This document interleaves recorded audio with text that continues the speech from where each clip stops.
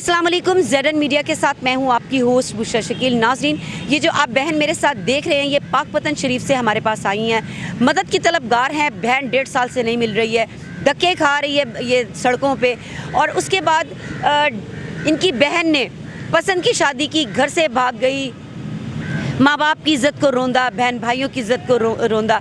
ये मेरे साथ जो भाई आप देख रहे हैं ये इनके शौहर हैं और पिछले 1.5 साल से ये बता रही हैं कि बहन को देखा तक नहीं है। इनसे पूछते हैं कि क्या मामलात हैं, क्यों ये पाकपतन से हमारे पास मदद के लिए आई हैं। अस्सलाम वालेकुम। वालेकुम सलाम। क्या नाम है आपका? किरण।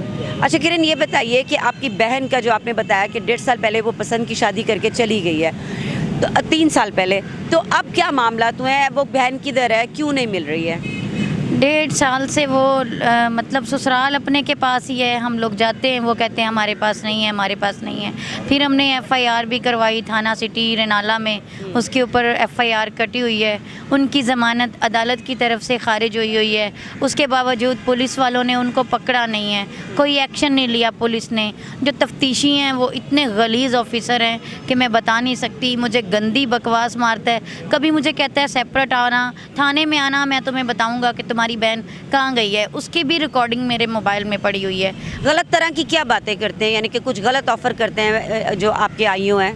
गलत ऑफ़र बस यही है कि बदतमीज़ी, गालियाँ, इससे बढ़ के और क्या होगा। उन्होंने पैसे भी लिए रेड के हमारे से 2 दफ़ा कि हम रेड करेंगे, उनको पकड़ेंगे, लेकिन उन्होंने रेड किया ही नहीं है, कुछ भी नहीं पकड़ा। वो जब थाने में आते हैं वो उस वक़्त नहीं उनको अरेस्ट करते, वो और रेड क्या करेंगे। उसके बाद उन्होंने पिछले 7 महीने से उसकी ज़मानत खारिज हुई है अदालत की तरफ से, और 7 महीने से वो बंदा दुबई में बैठा हुआ है, आउट ऑफ कंट्री बैठा हुआ है। बहन का जो शौहर है उसको अभी तक इन्होंने बुलाया नहीं, रेड वारंट उसका जारी नहीं हुआ, कुछ भी नहीं हुआ। हमने RPO के पास भी गए, DPO के पास भी बहुत दफ़ा गए, थाना सिटी रेनाला जो है वहाँ के तो हमने बेतहाशा चक्कर काटे कि आए रोज़, यहाँ तक कि रातें भी हमने वहाँ पे सड़कों पे बैठ के गुजारी हैं।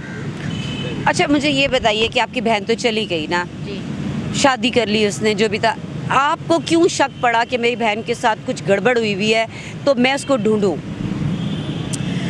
मुझे शक इसलिए हुआ कि जब उसका मैंने मोबाइल नंबर जो IMEI स्कैन है वो करवाया, सिम स्कैन करवाई, जो उसका मोबाइल था वो उसके शौहर के जो मामू हैं अख्तर चूनिया, मसूद अख्तर चूनिया के रायशी हैं, उनके पास उसका सिम भी था और मोबाइल भी उन्हीं के पास ऑन था। आज भी उसी बंदे के पास ऑन है। अच्छा जी, ठीक है, लेकिन अब मुझे बताया कि 1.5 साल हो गया, आपने अपनी बहन से बात नहीं की, शक्ल नहीं देखी है, कुछ भी नहीं है? नहीं, ऐसा कुछ भी नहीं है। बहन ने भी रब्ता नहीं किया आपसे? नहीं, उसने भी रब्ता नहीं किया। मेरी अम्मी बेचारी, उनके सदमे से उसकी शुगर फट गई। मेरी अम्मी के एक तकरीबन 3-3 इंच के ना उनकी बॉडी पे ऐसे मतलब जैसे फिंसियाँ होती हैं वैसे उनके गढ़ बन गए। इस बेटी के गम में? बेटी के गम में मेरी माँ चारपाई के साथ लग के आज भी ज़िंदगी की सांसें गिन रही हैं कि मैं ज़िंदा हूँ या मुर्दा हूँ। 1.5 साल से वो हमारे राब्ते में नहीं है। मुझे यही शक है कि इन्होंने उसको मार दिया है, बट पुलिस ने हमारी कोई मदद नहीं की। 1.5 साल से हम जलील हो रहे हैं। मैं, मेरा बड़ा भाई, मेरे हस्बैंड, मेरे ख़ुद के 2 छोटे छोटे बच्चे हैं, मैं उनको लेके जलील हो रही हूँ। आज मेरे बच्चे कहाँ हैं, मैं कहाँ हूँ, वो मेरी माँ के पास है।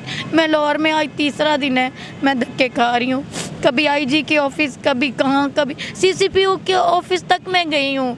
मैंने दुनिया का कोई कोना नहीं छोड़ा कि मुझे कहीं से इंसाफ मिले, बट ऐसा कुछ भी नहीं हुआ। जी नाज़रीन, देखें, इन्होंने कोई इदारा नहीं छोड़ा कि शायद मेरी कोई बात सुन ले, लेकिन इदारों ने भी, जो इदारे इन लोगों के लिए बनाए हैं कि इनको कोई मसला होता तो ये वहाँ जाएं इंसाफ के हसूल के लिए, लेकिन इनको भी कहीं से इंसाफ नहीं मिल रहा। और इनको शक ये है, शुबह है कि मेरी बहन को शायद मार दिया है। कभी आपने देखा हो कि आपकी बहन ने आपको फ़ोन करके बताया हो कि तशद्दुद हुआ है या कुछ ऐसा उसने बताया हो? नहीं, जब उनके घर पे थी तब तो उसके ऊपर वो बहुत जुल्म करते थे। उसकी एक देवरानी थी आयशा और उसका देवर जो उसामा है, वो दोनों मिलके बहुत टॉर्चर, बहुत जुल्म करते थे। मेरी बहन अनपढ़ थी, वो औरत पढ़ी लिखी थी। कभी उसको कहती थी तुम्हें तो बोलने की सेंस नहीं है, तुम्हें बैठने का सलीका नहीं है, तुम जाहिल हो, तुम ये हो, तुम वो, बेफजूल टॉर्चर करते थे। वो लड़ झगड़ के पहले भी कई दफ़ा वापस घर आई है, लेकिन फिर चली जाती थी। ये मोहब्बत की शादी का अंजाम बता रही हैं नाज़रीन कि मोहब्बत की शादी, घर से भाग के शादी की। मैं यहाँ पे आपको एक बात और बताती जाऊँ कि इन्होंने अपनी बहन की शादी पहले कहीं और की थी अपनी मर्जी से, लेकिन वो बदबख्त लड़का जो है, जो फ्रॉड है, उसने क्या किया कि इनकी बहन की वहाँ से तलाक करवा के फिर अपने साथ शादी करवाई। ऐसा ही है? जी ऐसा ही ये भी ज़रा बताइए हमारे देखने वालों को कि क्या मामला है। उसको ब्लैकमेल करता था। शादी से पहले उसके राब्ते में थी, लव उसके साथ करती थी, लेकिन अचानक से उसने इसको ना जवाब दे दिया कि मैं आपसे शादी नहीं करना चाहता, मेरी पढ़ी लिखी फैमिली है, तुम अनपढ़ हो, मैं तुमसे शादी नहीं करना चाहता। फिर हमने उसकी शादी जब कहीं और कर दी, फिर ये उधर पाकपतन में चला गया। वहाँ पे एक जंगल पार्क है, वहाँ पे इसने चोरी अपनी मेरी बहन को बुलाया। मैंने कहा कि मैं तुम्हारे साथ चलती हूँ, मैं अपनी बहन के साथ आई थी। इसके पास वहाँ पे पिस्टल भी था, मेरी बहन की कुछ तस्वीरें भी थी इसके पास, जो इसने कहा कि मैं तेरे ससुराल में ये कर दूंगा, वो कर दूंगा। उसको उसने फुल ब्लैकमेल करके, वो बेचारी अनपढ़ थी, इसकी बातों में आ गई। वो बिल्कुल सीधी सादी बोली वाली थी, इसने उसको वर्गला के अपने चक्कर में ले लिया। अभी 1.5 साल से नहीं पता, यानी कि 3 साल हो गए शादी को। 1.5 साल आपके साथ राब्ते में रही, आपको बताती रही कि मुझे मारते हैं, उसके बाद इन्होंने गायब कर दिया। जी 1.5 साल से मुझे कुछ पता ही नहीं है वो कहाँ है, जिंदा है या मुर्दा है। हमने पुलिस वालों को भी यही कहा है, आप उनको गिरफ्तार करें या ना करें, मेरी बहन को तो बाजियाब करवाएं, वो जिंदा है या मुर्दा है। आपको खदशा क्या है? मुझे यही है कि उन्होंने उसको मार दिया है। ठीक नाज़रीन, ये बहन के शौहर भी मेरे साथ मौजूद हैं, इनसे भी बात करते हैं। अच्छा भाई, आप ये बताइए कि आप अपनी बीवी का साथ दे रहे हैं, इस तरह आप भी इनके साथ धक्के खा रहे हैं, आपको क्या लग रहा है कि आपकी जो साली हैं उनको मार दिया गया, ये क्या है?